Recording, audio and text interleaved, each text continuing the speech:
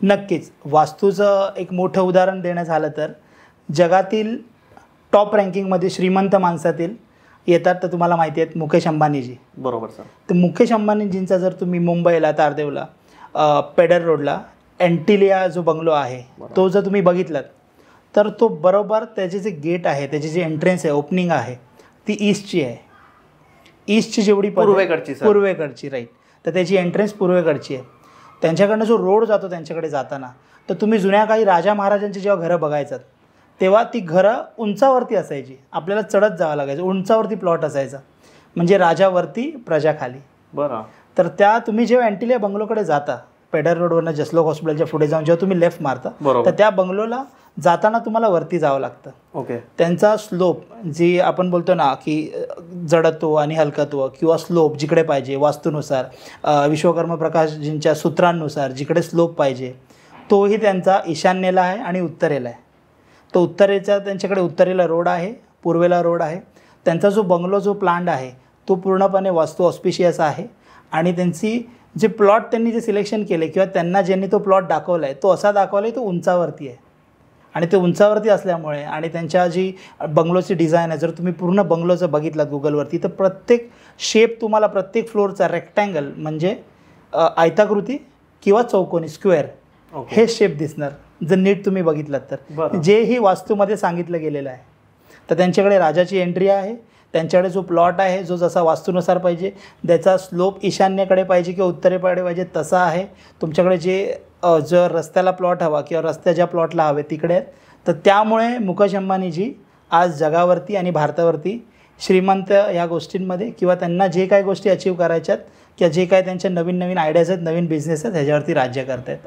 Sir आता जसं तुम्ही सांगितलं की पूर्वेकडचं एंट्रन्स हे पैशासाठी चांगलं आहे, राजासाठी चांगलं आहे, राजा बनण्यासाठी. बरोबर. पूर्वेची जी एंट्रन्स आहे ती राजा बनण्यासाठी आहे. बरोबर. पण सर आता जर कुणाचं नसेल आणि तुम्ही हेही सांगितलं सर की आयताकाराचं घर पाहिजे, म्हणजे जे फ्लोअर्स आहे आपला त्याचा आयताकार पाहिजे किंवा घर. बरोबर. जसं जुन्या काळी सांगितलं गेलेलं आहे की घर हे ग्राउंड फ्लोअरचं फक्त राजांना आणि राजाच्या वरत्या पदा जी होती किंवा राजांचे नंतर पुढे जे कोणी बिझनेसमध्ये व्यापारामध्ये किंवा काही हुद्दे असे होते की ज्यांना परमिशन होती बांधायची ते लोकच +1 किंवा सेकंड फ्लोअरचे बंगलोज. तर तुम्ही आत्ताही जर मोठमोठे राजा आहेत, किंग्स आहेत इंग्लंडमध्ये त्यांचे पॅलेस बघाल तर तेच 2 फ्लोअरचे आहेत, 3 फ्लोअरचे आहेत. नाही तर नॉर्मल माणसांनी हे घर ग्राउंड फ्लोअरचंच बांधावं. तर त्यांचे जे पण तुम्ही मुकेश अंबानींचं पण पूर्ण घर जर बघितलं तर तेही राजासारखं काय आणि तेही राजासारखे रूल का करतायत मुंबईवरती पूर्ण बिझनेसवरती किंवा भारतामध्ये. तर त्याचं कारण हेच आहे की त्यांचं प्लॉट जो आहे तोही वरती आहे राजासारखा, त्यांचे एंट्रन्स पण आहेत ते पण पूर्वेकडे आहेत आणि त्यांना प्लॉट जसा हवा त्यांना जे काय वास्तूनुसार ज्या गोष्टी सूत्र हवे तसे त्यांनी बांधून घेतलेले आहेत आणि तेही ह्या गोष्टी मानतात म्हणून ते रूल करत आहेत आणि आज श्रीमंतांच्या लिस्टमध्ये ते टॉपवरची. पण सर आता मी घर घेऊन घेतलेलं आहे किंवा मला घर घ्यायचं आहे पण मला पूर्वेकडची एंट्रन्स मिळत नाही आहे, तर त्याच्यासाठी काही आपण करू शकतो आपल्या घरामध्ये एंट्रीला की थोडंसं मला म्हणजे राजा बनायचं असेल किंवा अशा गोष्टींसाठी तर तुम्ही सजेस्ट काय कराल की ज्या लोकांनी घर घेऊन टाकलं आहे पण एंट्रन्स पूर्वेकडची नाही आहे? फक्त एक एंट्रन्स नसावी, जशी दक्षिण नैऋत्य. ओके. दक्षिण आणि नैऋत्याच्या मधली दक्षिण नैऋत्य किंवा नैऋत्य ही एंट्रन्स नसावी. तर का? ते इकडे तुमचं ग्रह जे बसले ते राहू बसलेत आणि ही सगळ्यात हानिकारक एंट्री आहे. दक्षिण नैऋत्याची ज्यांची एंट्रन्स आहे त्यांना सडन ॲक्सिडेंटचे चान्सेस असतात. जसं तुम्ही जर बघितलात की मोठे सिंगर होते, पॉप सिंगर सिद्धू मूसवाला, ह्यांचीही एंट्री साऊथ वेस्टला होती आणि त्यांच्याबरोबर काय झालं हे पूर्ण भारताला माहिती आहे. तर तुमचं सडन ॲक्सिडेंट्स, तुमचं डेथ किंवा नैऋत्याला किंवा दक्षिण नैऋत्याला जर तुमचा दरवाजा असेल तर घरातला मुख्य माणूस आजारी पडू शकतो.